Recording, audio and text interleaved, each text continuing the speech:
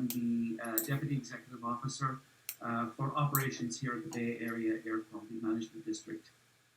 At the Air District, we spend a lot of time listening to, partnering with, and working for our communities. Through that work, we hear concerns and hopes about how the Air District can be more transparent, more open, and vigilant in our inspection and investigation and enforcement actions against companies who negatively impact human health and the environment here in the Bay Area. People have told us things like, we need the Air District to crack down on violators. We need more information about what is found in Air District investigations, how what you find in your investigations impacts our health, and what actions you are taking to stop these companies from polluting. And we've been told that we need to hold companies accountable for their actions and to stop allowing them to put profit over people.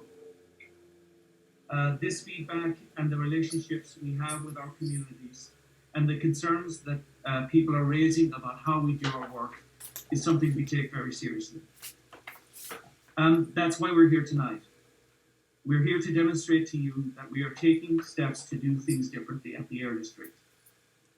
And we are here so that we can meet the call for full transparency as we work to protect our communities. To do this, we are committed to using all of the tools available to the Air District, which includes bringing cases to the Air District's Independent Hearing Board, which brings us to the purpose of tonight's meeting. The Valero Benicia Refinery is being taken to the hearing board on March 15th, 2022, to end a serious emissions violation related to an undisclosed pollution source at that facility. An Air District investigation found an unreported emission source at Valero that vented over 10,000 tons of hydrocarbons over several years. And this release included toxic air pollutants. These emissions exceed Air District's regulatory limits. It's never okay to exceed an emissions limit. And it's never okay to hide emissions. We believe that this community would say the same thing. And we think it's time we moved on from the old way of doing things through prolonged negotiations with emitters to now taking formal legal action in a public forum to require abatement of these types of emissions. We'll hopefully tell you more about this case tonight and answer all of your questions. Getting to this point, where we take Valero to our hearing board, has been a journey of change and learning for us at the Air District. We've used our hearing board very few times over the last 20 plus years, and we think it's time that that changed. Some of this recent journey has been slow and difficult for us as an organization, but we believe change takes real effort and commitment to act differently. We've tried working with Valero internally, and some progress has been made on emissions, where they have been reduced from this vent, but they have not been eliminated. We've also had to go back and look at our internal processes. And while we're grateful to the dedicated Air District staff who worked diligently on this case, we could have done better, and we should have done better sooner.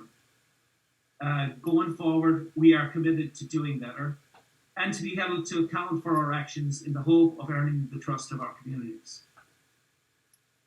We know we've got work to do, and we are hopeful that doing things differently will increase our transparency and effectiveness so that we can better serve and protect you, our community. Tonight, we welcome the input, comments, concerns, and questions of all.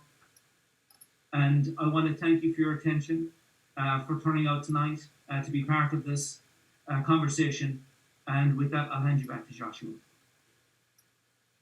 You all know me by now, Joshua Abraham with the Community Engagement Office. I'm co-facilitating this evening.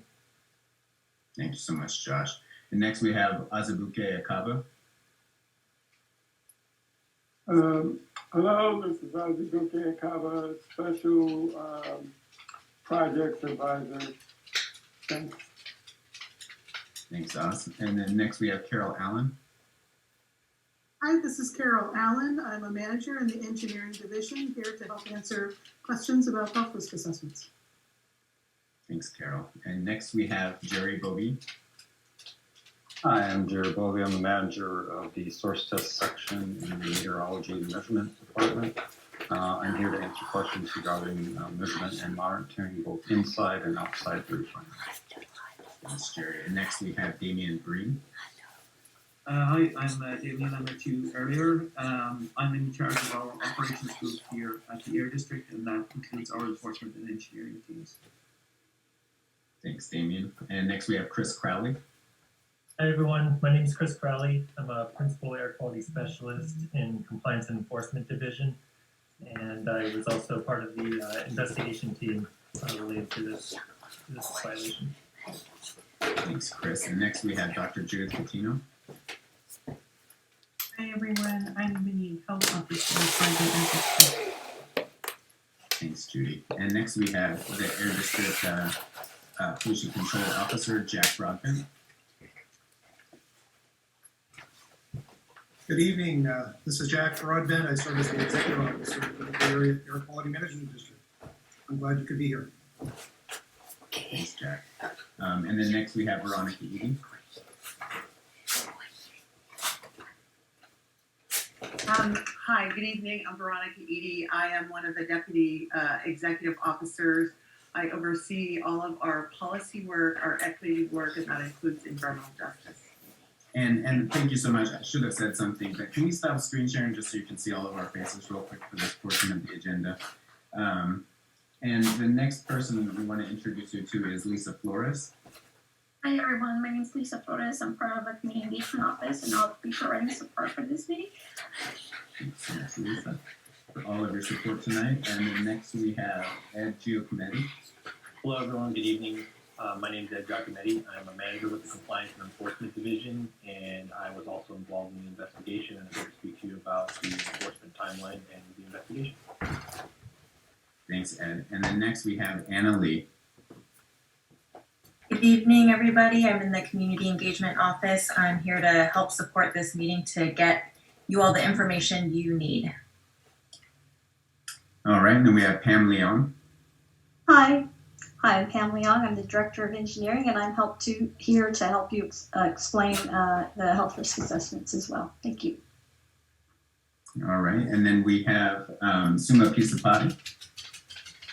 Good evening, everyone, and welcome. My name is Suma Pisapati. I am the Environmental Justice and Community Engagement Officer for the Air District. Thanks, Suma. And then we have Christine Roselius. I am Christine Rosellos. I'm the Communications Director for the Air District, and I'm here to assist any media with follow-up interviews. Thank you. All right, and then finally we have Joel Freed. Good evening, everyone. I'm Joel Freed. I'm an Assistant Counsel 2 in the Legal Division, and I'm the lead attorney enforcing this Valero hydrogen vent case. At this time, I'd like to pass it to our executives. We have Veronica Eady, who you met during the introductions, and also Damian Breen, who you heard from earlier. Veronica? Thanks, Josh. So I don't want to take up too much of your time. Damien is going to share with you a lot of the information that you came here tonight for. I do want to thank you for being here. You've heard us already say that, oh, we're doing things differently now, and we're going to use our hearing board, and it's a new day, and it really is. And I just want to underscore that. You all, we're public servants, and we work for the public. We work for you. And so this Valero enforcement action is kind of pivotal for us as an agency. Part of us doing things differently was in creating the position that I'm in. I've been at the Air District for about a year and a half. The agency saw that equity was important enough to have an executive that oversees equity. Another thing that we did was we created the environmental justice position, the environmental justice officer, Suma Pisapati, whom you've heard from. Both Suma and I come from public interest and environmental justice background, and we were brought on really to help guide the agency as it institutes systemic change. And so I just want to assure you of that. And then the final thing that I'll mention is that many of you may know that we're hiring a new district counsel to lead our legal work at the Air District. all of these positions together are incredibly important to changing the way that we do things, to creating more transparency, to listening and following the direction of communities, and learning from your lived experiences. So I just want to thank you for these few minutes to talk about that. And again, say, we're here to double down on transparency and accountability. And so I appreciate all of you who came out here. Some of you who I know personally, some of you who I know by your reputation. We really appreciate your time here. So I'll end it there so that Damien can get to the information that you're really interested in. Next slide, please.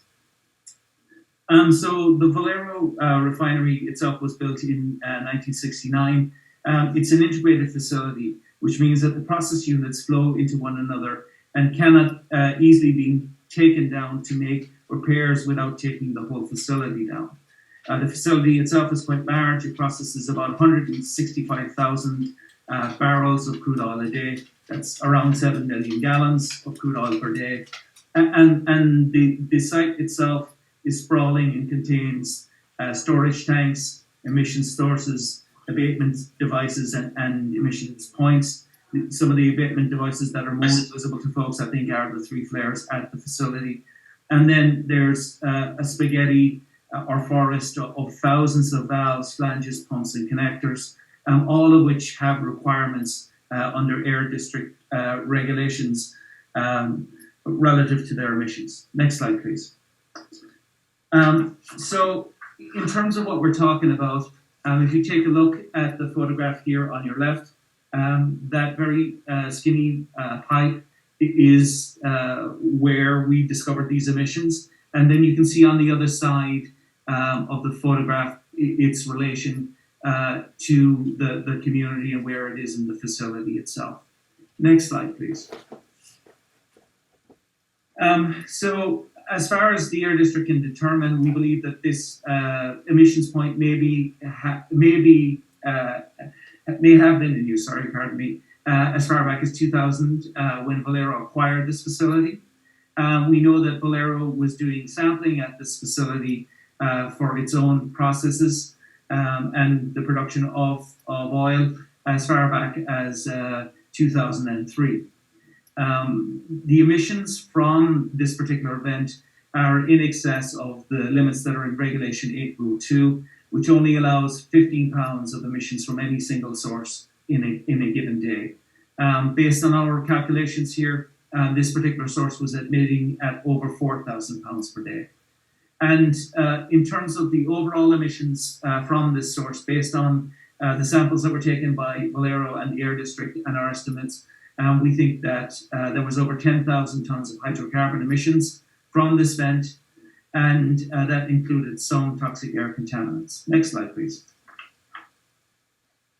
So how did we happen upon this particular event? In December of 2018, we had another facility report to us about a venting of emissions from a process that they normally have controlled. When we discovered that, we decided to look at all of our 5 facilities to make sure this type of venting wasn't occurring in a manner that was not being reported to the Air District. Based on our investigation, in March of 2019, we issued a notice of violation to Valero for an emissions point where they were not reporting to us. Valero at that point did volunteer to institute an engineering fix to mitigate those emissions, and by October of 2019 that fix went into place. It was hoped at that time that this would cure the violation, but as the Air District and Valero continued to monitor this particular emissions point, it became clear by May of 2020 that while the emissions were mitigated during normal operations, they continued during startup shutdowns and malfunctions.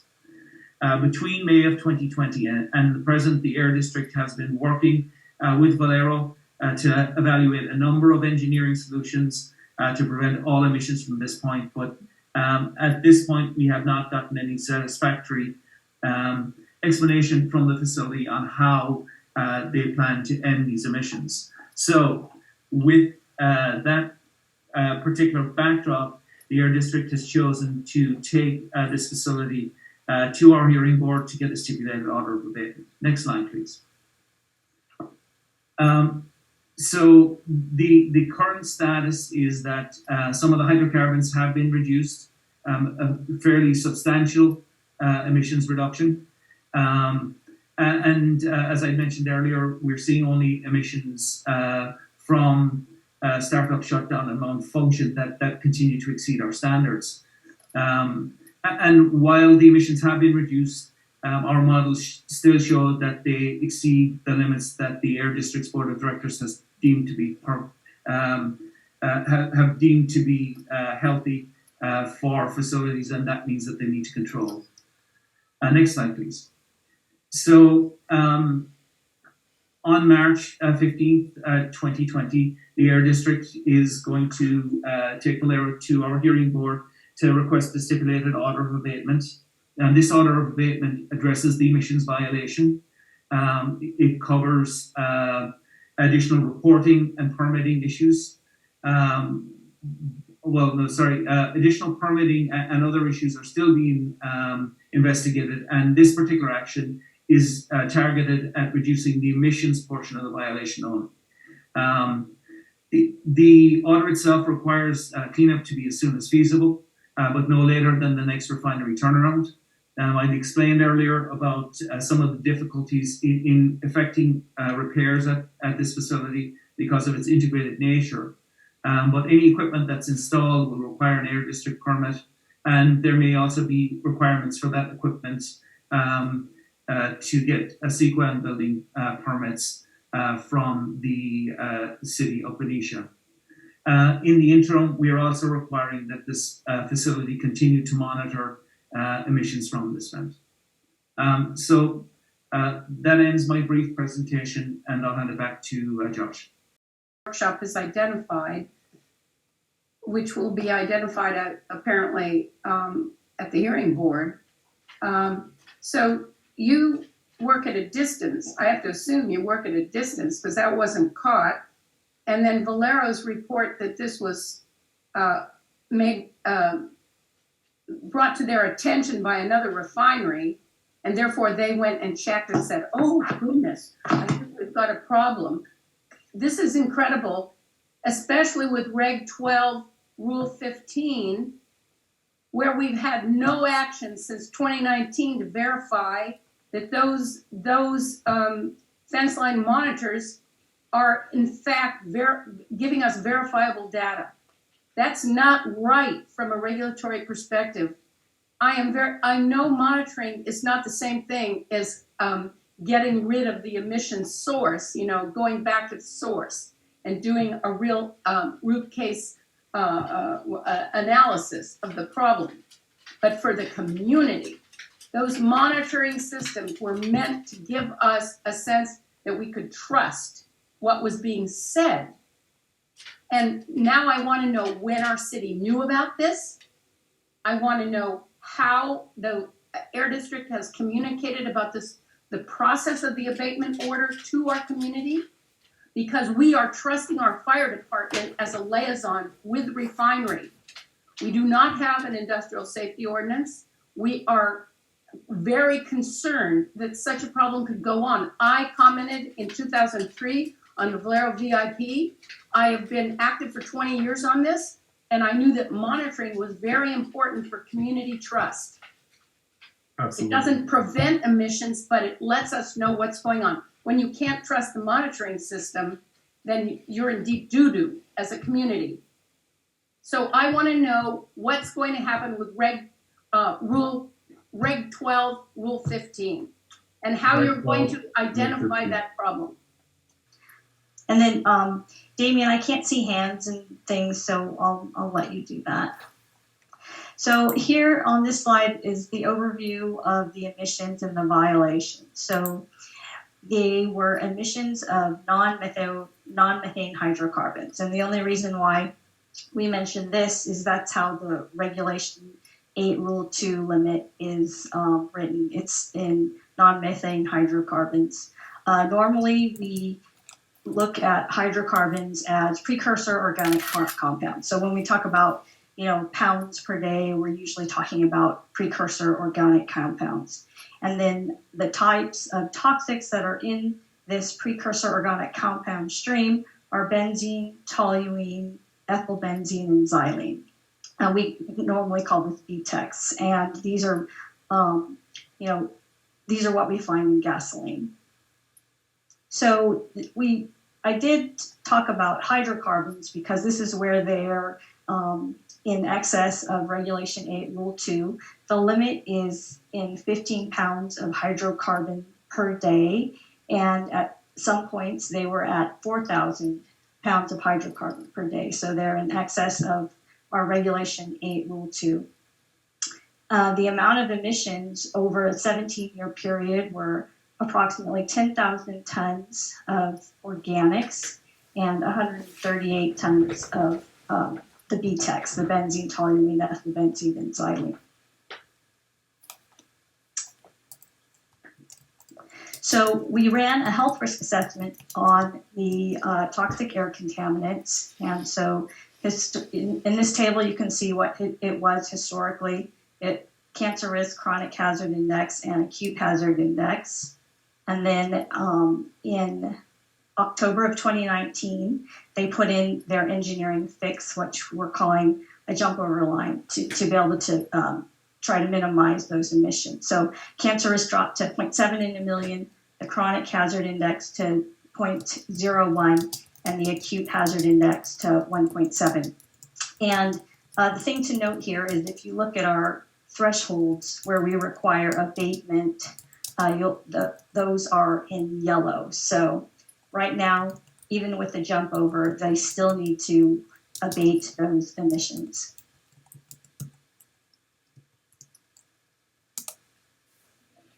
This is a map of the locations. So here, the 1.7 is the orange section, and in the yellow, this is where they still exceed the requirement to put in controls or install controls. So the thing to point out is the emissions from startup, shutdown, and malfunctions continue. So they did reduce their emissions by 70%, as Damien had stated, when they put in the jump over lines, but we're still seeing emissions and exceedances of Regulation 8, Rule 2 during startup, shutdown, and malfunction. So they still exceed regulatory thresholds and are required to install controls, which is why we're taking them to the hearing board. I'm going to turn, anyone want to see any of these? I think Damien was responding to whether there would be a criminal prosecution, and then the follow-up was why it took 3 years. So at this point, we can't comment on, we don't have that criminal authority, right? And we are not going to comment on what other agencies or other folks are thinking about at this particular point. All I can let you know is that from the Air District's perspective, we are taking the actions that we need to get this thing cleaned up. And that means taking these folks to our hearing board where we can have public and transparent comment on the fix and on the case itself. Thank you, Damien. And our next question is from Andres Soto. And Steve, if you have follow-up questions, feel free to re-raise your hand if you'd like to follow up. Go ahead, Andres. Yeah, so I thought Damien was being a little evasive there with his response, but that aside, I want to move ahead, and it's following up really on the question about what are the likely penalties that the Air District is contemplating, and why has that not been made public yet prior to the hearing board? And since the deadline for applying for the hearing board public seat is tomorrow, will that public seat be filled for the hearing board by March 15th? And we know that you've spoken with the Attorney General's office and EPA, but also I think you failed to mention that you approached the Solano County District Attorney, who turned down the opportunity to engage in prosecution. So just a few corrections, Andres. We've approached US EPA ARB, and we've also informed the Solano County Council about this event. I don't believe we've spoken to the DA in Solano County, but I'll defer to our legal staff on that. There was a lot in there to unpack. So maybe you want to go the first part of the question again for me, which was you were saying. I'm sorry, that was a lot. What can you give me the first part again? The first was what is the range of fines that you're contemplating, and why haven't we heard about that range? Here we are 2 weeks before the the hearing board, and we have no idea what you're contemplating. Where will those fines go? Will Benicia receive any of that money? And then will this public seat be filled in time for the hearing board on the 15th? All right, I got it. So relative to the penalties, that process is separate to our hearing board process. The hearing board process is aimed at cleaning up the violations. The Air District has talked publicly about how we intend to hold this violator accountable for this particular emissions violation. We will be assessing those penalties based on a couple of different things, a couple of different factors. One of those factors is the cost of the fix, how long it takes to get this fix in place. We also, in terms of the penalties, that's something that rests with the staff of the hearing board. Now, relative to what does that mean? So under state law, the Air District has the ability to settle this particular violation. We've got the authority to impose the monetary penalties, and relative to the imposition of the penalties, there's a number of factors that we take into place, like the ones that I just mentioned. And I can add to that, Mr. Soto. I'm Joel Freed, one of the attorneys in the legal division. To my knowledge, we have not made contact with the Solano County District Attorney's Office with regard to this case. The legal division and the Air District in general does work with district attorneys and state attorney general on civil and criminal referrals from time to time. And generally, we don't publicize those until they are moving forward with actual lawsuits. The factors that we take into account for assessing fines are set by the California state law, the Health and Safety Code section 42403. There's various factors like the extent of harm and the persistence of violation, the record of maintenance, and the frequency of past violations. They're all laid out. So we have our authority legally under the Health and Safety Code to impose fines. So those are limited to certain amounts for different levels, like $10,000 per day for strict liability violations, $25,000 per day for negligence violations. So we operate as aggressively as we can under our legal framework. And we don't generally negotiate these fines in public. These are worked out between the parties. Sometimes we go to Superior Court to get these resolved if we have to. But as Damien explained, the hearing board is as a function to get the abatement orders in place and get the violations remedied as soon as possible. The hearing board doesn't deal with fines or penalties. Joel, can you comment on, Andres had also asked about whether the public seat would be filled before this particular case goes in front of the hearing board. I hope so that we have, an odd number, 5 full members, but I don't know. If I would think that it might take them some weeks to evaluate the candidates, but that I don't know. That would be a question for the hearing board. I hope so.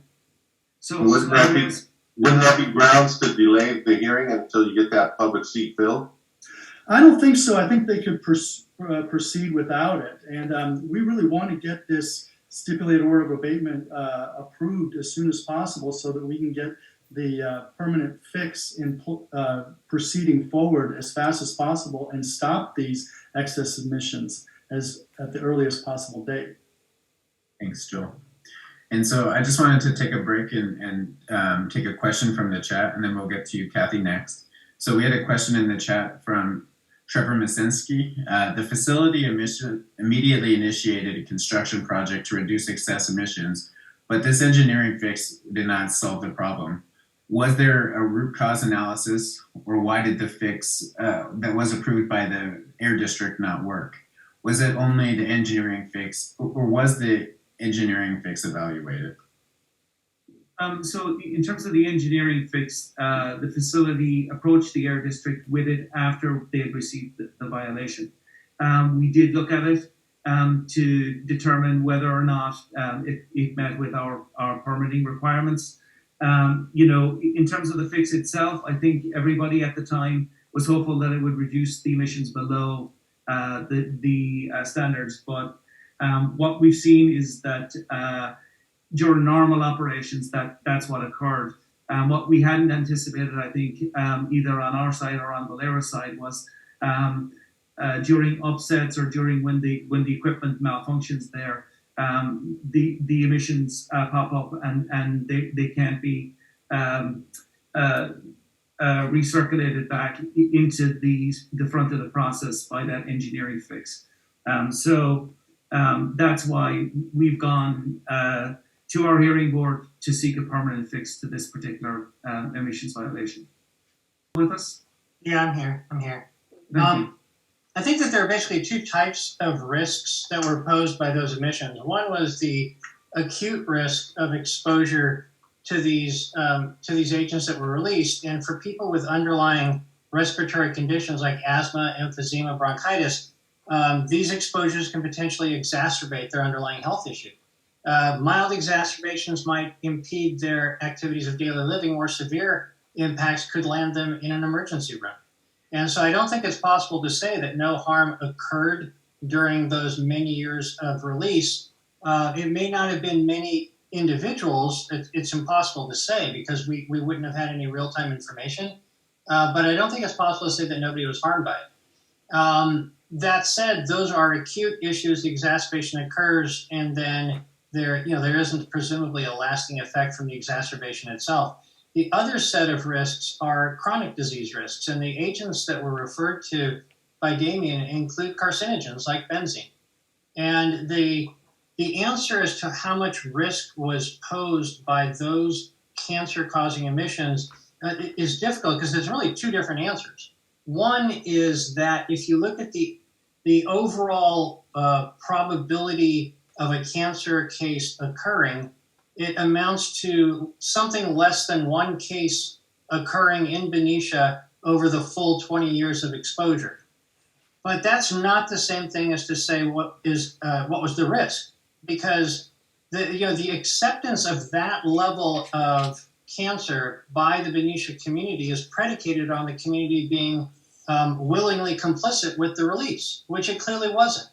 Those releases were above the standard. The standards are what we all agree to when we have a facility like this in our community. So any release and any risk that's attendant with that release above the standard is inherently an unacceptable risk because it violates the compact that the community has with the facility through the Air District and its standards. So, can you find a person who developed cancer as a result? Odds are probably not, but that's not really the point. I think the point is that no exceedance, no risk, no exposure to benzene from this facility into the community of Benicia is acceptable. And I think that, therefore, however low that risk number may seem, I don't think it's right to say that it was a non-risk scenario.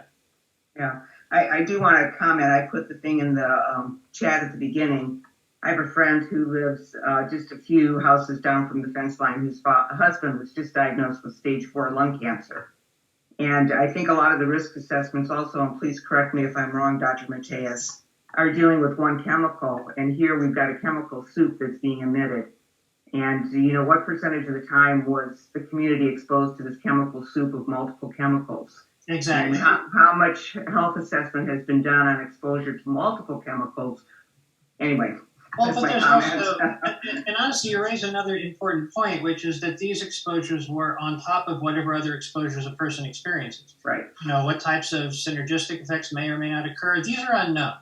I think the bottom line is any exceedance of a standard that puts the community at risk is inherently an unacceptable level of risk. Thank you very much. Thank you. In listening tonight, I feel that the district has kind of, as a come to Jesus thing, recognizing the seriousness of this Valero violation, because it does involve a cover-up, if I understand the meaning of that word, because I go back to VIP, the Valero Improvement Project in 2003.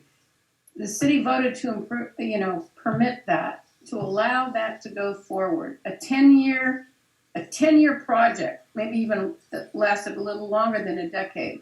They put a scrubber in. There was all kinds of regulatory hoops they must have had to jump through. That this meant, and Valero at the CAP meeting cited some really minor regulation that they said, if I'm remembering correctly, went back to something like 1982. And so it was, though that was something that they never would have worried about. Well, that's what they said to the CAP meeting. What have they said to the city? The city has a MOA, or whatever they want to call it, with to improve communication with Valero. Valero has been delivering information to our fire department, which delivers information to our city council. We have been without proper information for so long. I feel that the district is now living up to its regulatory responsibility to be an enforcer, because you've got some great rules, now they need to be enforced, because this is very peculiar. So I see you've risen to the cause really here, to do your duty to provide the kind of assurance to the public that you are for public health and safety in every community. I don't know if this is going on, this kind of cover-up going on in Rodeo, Chevron, etc. It's as though each one is a fiefdom from a feudal fiefdom. We don't know which refinery called Valero in 2019 trying to find out. Valero didn't tell us that at the CAP meeting. Who was the refinery that called? Did they have a similar problem? Is Richmond dealing with this? Is Rodeo dealing with this? What's going on behind the scenes? This should not be so futile. We should know about, from the regulators, what is going on as a cumulative impacts to air quality in this Bay Area region. I am really frustrated that it is siloed, and that we have been silenced for how many years? When we have responded diligently to EIRs, we won a settlement agreement with Valero when they didn't even answer our questions and just said, okay, what do you want? That's how the Good Neighbor Steering Committee got money to get, for Christ's sake, a community-based independent air monitoring station that may be able to tell us a little more. And by the way, we have no monitoring at our port area, at the tanker dock, or the pet coke facility. So we don't know how much pet coke is in our air on any given day. And I have been told by the air district that the only way you can, since it's not regulated, that we have to see an opaque cloud against a backlit against the sun in order to report it and have it be investigated by the district. I mean, we have an asphalt plant that we don't know much about, never talked about. We have the pet coke facility, and we have a tanker dock with pipelines, 7 pipelines going down to Army Point. And we never hear anything about monitoring for, fugitive emissions from those pipelines. And we're talking, the state wants us to put density housing out there. We have a project that's been being discussed by our city council for 124 condo units, which would include some affordable housing. I mean, really, under these conditions? No. We're talking about community health and safety here, and I'm so glad you guys are on this, because it's hugely complex, and it does involve I feel so insulted, because I go there with serious questions to those CAP meetings. I'm the only one who asks questions. And I feel ripped off. And this is about public trust. And I've been doing this for 20 years on Valero because I care about community health and safety. Well, Marilyn, thank you so much for your comment. And the reason we had a town hall is that we want to hear people's frustration and give people a place to share this information. And I want to add one thing. You mentioned 10,000 tons of VOCs or BTECs. Let's say, no, you said 10,000 tons of cumulative emissions as a result of this violation for 16 years. Well, then you said 138 tons of what I call BTECs, the benzene plus. Yes. What were all the other emissions then of hydrocarbons besides BTECs? Yeah, so I hear one of the first things I want to acknowledge is I understand how frustrating this can be. I want to acknowledge your feelings here, and I want to say a couple of things about some of the statements that you made there. The idea that Valero would present that because the Air District adopted a regulation in 1982, it's not valid, it is ridiculous. Our regulations are there to protect the public, and they need to be complied with. And we are here tonight to tell you that we will assure that compliance happens. Valero also stating that because one of their good neighbor refineries told them they started to look into this, seems, I think, highly unlikely when in 2019 they got a notice of violation from the Air District to correct this. Relative to the emissions themselves, the BTEX compounds are the ones that have the toxic emissions, and you have your numbers right. It's 138 tons of those compounds over those years, and then 10,000 tons of organics. And I'd ask Pam or Carol to kind of talk, or any of the other staff who know a little bit more about what's in there, to characterize what is the makeup of those. And if we can't get that, we'll definitely come back and give you that information. But does anybody know offhand what was in the organics area? I'm not seeing a lot of nodding heads, so we will come back to you and explain what precisely was in there. And Ben, do you want to talk about calibration, the monitors that are in the facilities, and how we look at those? Sure, I can address that. All of the continuous emission monitoring systems, which are the systems that are installed on the stacks, for the stacks that require it to measure different types of pollutant emissions, have to meet promulgated QA/QC standards, either our QA/QC standards or federal QA/QC standards if they happen to fall under a federal standard of some kind. That includes daily calibrations, includes quarterly audits, includes relative accuracy tests audits that are conducted annually. And what that is when you go out there and you take source testing instrumentation and you measure side by side with the on-site analyzer, the continuous emission monitoring system, to make sure that it reads accurately. And all of these QA/QC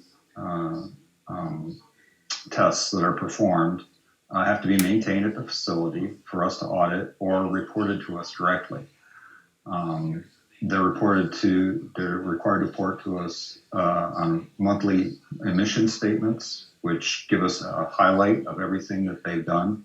And anytime that there's an excess that is picked up by the MARA, they have to send us the excess emission reports that we then evaluate and see if a violation actually occurred. They're required by the standards to maintain their systems in good operating order, which most of the time means that they are replacing components on a regular basis.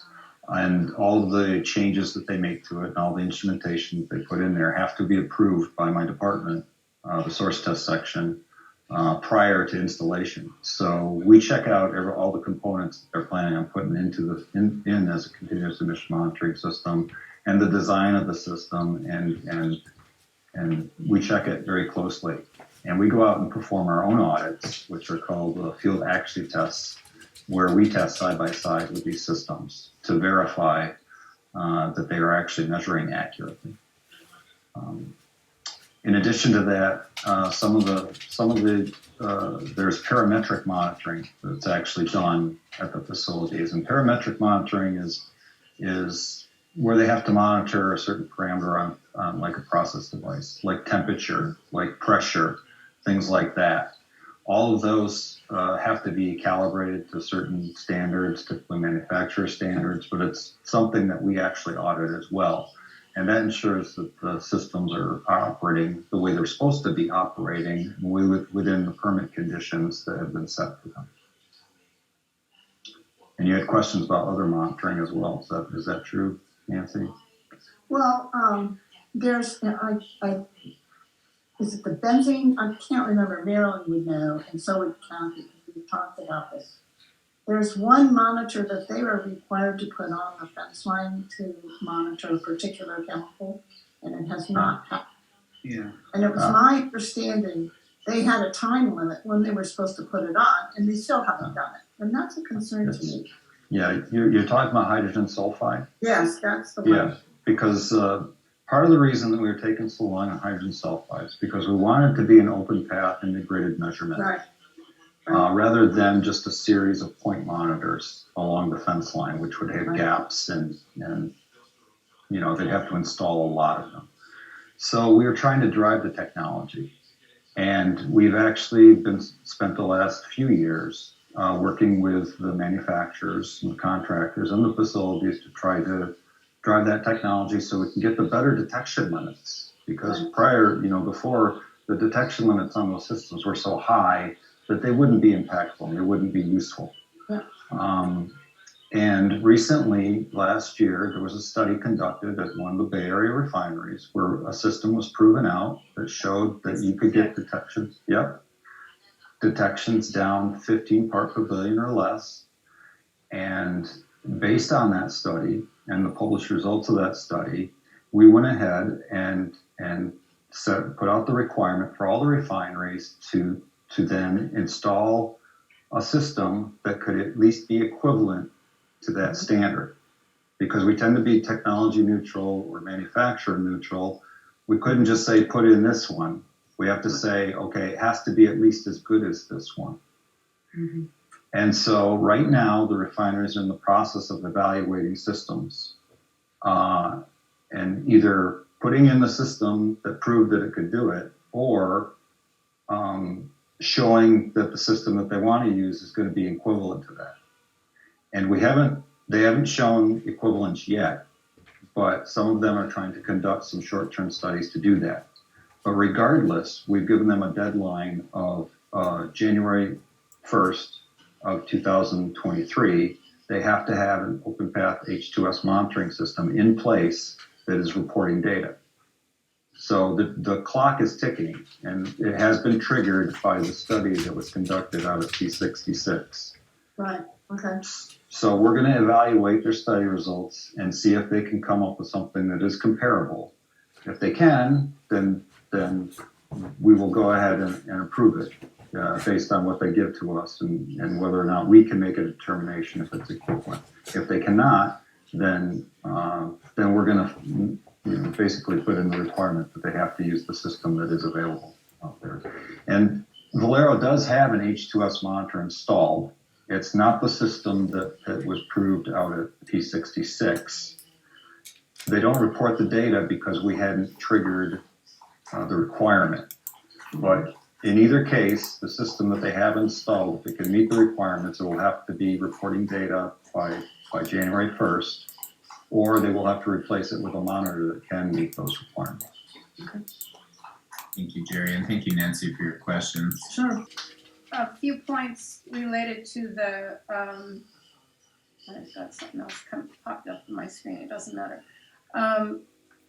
Related to what was just said, I don't think it should have taken 4 years to get to this point, and that we have another year to wait before we have a reliable data that's verifiable coming from an H2S fence line monitoring system that was installed as far back, I don't know, between 2019 and 2020.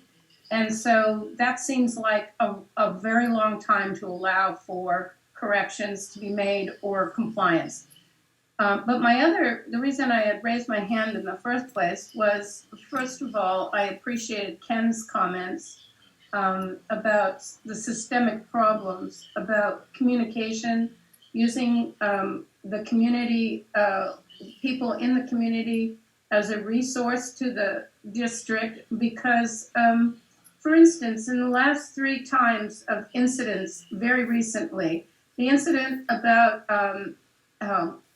quote unquote oil falling from the sky that happened that probably affected, because I asked at the CAP meeting, how many households were affected? How many properties in Benicia? Well, they didn't at first want to say that, but finally I said, just give me a ballpark. Okay, 200 houses affected by oil falling out of the sky that was on gardens, children's toys, cars, solar systems, you name it. Even fake grass was mentioned as a problem, cleaning fake grass. Valero did not just go out of its way to contact people immediately when they knew there was a problem. They waited for people to call them. Furthermore, the only way I learn about these things is because I'm listening to KQED while I'm doing chores in the morning, and I hear a report from Mr. Goldberg, I think that's his name, and I'm very grateful to him, that he makes a report, he did today, about this hearing. And so if the district is calling KQED to help them know that something's going on, I appreciate that. But it's a little shocking to learn about things like the abatement order from KQED. That should have gone from the district immediately to our city, not to Valero. I mean, Valero is the violator. This should be information given to the city so that immediately our city reports to the community. I shouldn't be hearing that only from KQED as the first time I hear it, when I'm active, not only Good Neighbor Steering Committee, but I'm on the B Camp board as well. So it just doesn't make any sense, this way of communicating. Regulators are taking a passive approach to communication with immediately affected communities. This is why you don't have the public's trust, because it's too damn passive. Your own website is so complicated that if you try to, when I try to communicate to our public, you know what an effort that is? And now you're asking us, for instance, to write comments to the hearing board? No, you've recorded this meeting. You have all our comments. You record what we have already given to you very explicitly. You can synthesize it, but you have taken our record of comments. It's your job to take the time, because you're paid to do it, to give that list of comments to the hearing board. I can't take more time out of my days to write out more comments. And by the way, I commented on the Marathon EIR for their biofuels conversion project and also P66 conversion project. I haven't heard a word. I have not even heard a response to comments when that's coming out. I think the district should be on top of that. This is hugely important. And the idea that hydrogen sulfide monitors are not going to be in place, active and with verifiable data before January 2023, when these conversion projects may be a source of hydrogen that we're learning, hydrogen sulfide, we're learning about that. And I know that hydrogen sulfide is an emission from our asphalt plant, and we have people living right up the fence line, the buffer fence line with the asphalt plant. This is unacceptable. I don't want the district to be so passive about communication. It's sad. It's really sad. And I've driven into community BAQMD meetings all the way from Benicia, where I have to be there at 9:30 in the morning for a meeting. I can't do that anymore. You have to take our comment. If you're going to go out to the public, I remember when you started doing these kind of public workshops. I've gone to them in Richmond. I've gone to other meetings. But you need to collect what we say at these meetings and deliver it to the people where it makes a difference, whether it's the board, the hearing board, whoever. You make use of what we say to you.